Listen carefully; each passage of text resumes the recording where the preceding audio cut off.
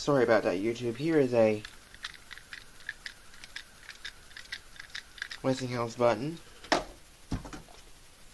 Or I meant to say, hello YouTube. But that was my Westinghouse button. Schindler fans should know what this one is then. Schindler MT button. Alright, I want to show you something else very neat. Let me get some light here. Okay, we good? Okay, look what I have here. Alrighty, Schindler fans, you know what this is? This actually came from the Hampton Inn in Monroeville. Well, no, Pittsburgh.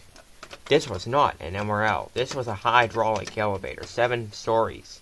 Hydraulic. Right next to USX Tower, which they are modernizing the elevators down there. Which port? Another port. Welding.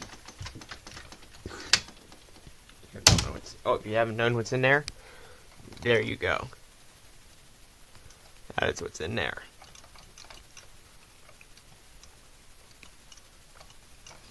Alright, this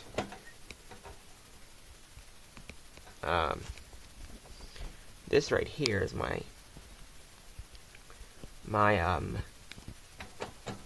look, they have it Sears. Alrighty, well, there I'm in the dark. Thanks for watching, and that's it.